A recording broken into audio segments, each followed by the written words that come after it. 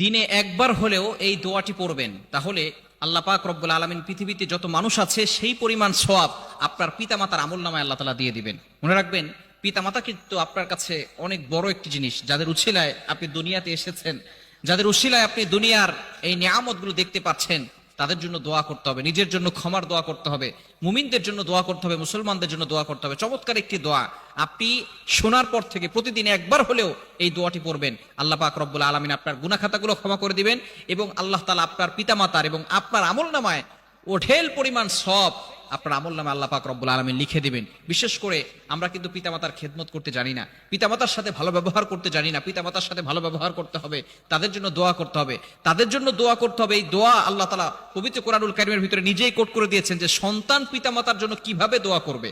রব্বির হামহুমা কামা রব্বায়ানি সগীরা, সূরা বনী ইসরাঈলের 23-24 নম্বর আয়াতে খুব সুন্দর করে আল্লাহ পাক রব্বুল আলামিন জানিয়ে দিয়েছেন। সুতরাং আমরা অবশ্যই সুন্দর করে তাদের জন্য দোয়া করার চেষ্টা করব এবং আমরা দিনে একবার হলেও এই দোয়াটা পড়ব, রব্বিগফিরলি ওয়ালি ওয়ালিদাইয়া ওয়ালিল মুমিনিনা ইয়াওমা ইয়াকুমুল হিসাব। রব্বিগফিরলি ওয়ালি ওয়ালিদাইয়া ওয়ালিল মুমিনিনা ইয়াওমা ইয়াকুমুল হিসাব। আপনি আল্লাহর কাছে ক্ষমা প্রার্থনা করছেন, আপনার পিতামাতা সমস্ত মুমিনদের জন্য আপনি দোয়া করছেন এবং আল্লাহ পাক রব্বুল আলামিনের কাছে আপনি কেমন যেন বলছেন, ইয়াউমা ইয়াকুমুল হিসাব, আল্লাহ বিচারের দিনে যাতে করে হিসাবটা সহজ হয়ে যায় এজন্য আপনি দোয়া করছেন। মনে রাখবেন, in the day of judgement, কিয়ামতের ময়দানে কঠিন পরিস্থিতি হবে, কেউ কাউকে চিনবে না। আপনার মা বলেন, আপনার বাবা বলেন, আপনার ভাই বলেন, কেউ কিন্তু আপনার আপন হবে না।